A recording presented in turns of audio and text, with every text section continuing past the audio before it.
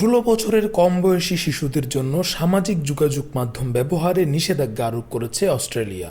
দেশটির সংসদে এ সংক্রান্ত আইন অনুমোদন করা হয়েছে, যেটিকে বলা হচ্ছে পৃথিবীর কঠোরতম আইন। প্রতিবেদনে বলা হয়েছে এই নিষেধাজ্ঞা কার্যকর হতে কমপক্ষে 12 মাস সময় লাগবে এবং এটি বাস্তবায়নে ব্যর্থ হলে প্রযুক্তি কোম্পানিগুলোকে সর্বোচ্চ 5 কোটি অস্ট্রেলিয়ান ডলার পর্যন্ত জরিমানা করা হতে পারে।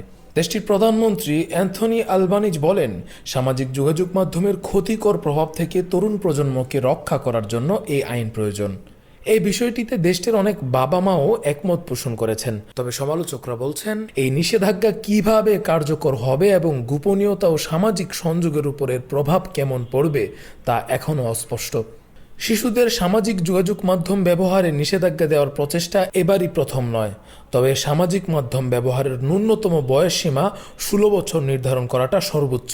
সেদিক থেকে এবারের এই উদ্যোগ আলাদা। যারা এখন সামাজিক যোগাযোগ মাধ্যম ব্যবহার করছেন বা হয়তো বাবা মায়ের অনুমতি পেয়ে করেছেন, এই নিয়ম তাদের জন্য প্রযোজ্য হবে। বৃহস্পতিবার রাতে দেশটির সেনেটে 34/19 ভোটে বিলটি পাশ হয়। এরপর এটি শুক্রবার সকালে প্রতিনিধি পরিষদে পাশ হয়। দেশটির প্রধানমন্ত্রী অ্যান্থনি আলবানিজ সাংবাদিকদের বলেন, আমরা চাই আমাদের শিশুদের একটি শৈশবকাল থাকুক এবং বাবা মায়েরা জানুক যে আমরা তাদের পাশে আছি। তবে কোন কোন প্ল্যাটফর্ম নিষিদ্ধ করা হবে এই আইনে তা এখনও নির্দিষ্ট করা হয়নি। দেশটির যোগাযোগ মন্ত্রী এসব সিদ্ধান্ত নেবেন। সিদ্ধান্ত নেওয়ার আগে তিনি অস্ট্রেলিয়ার ই-সেফটি কমিশনারের সাথে পরামর্শ নেবেন।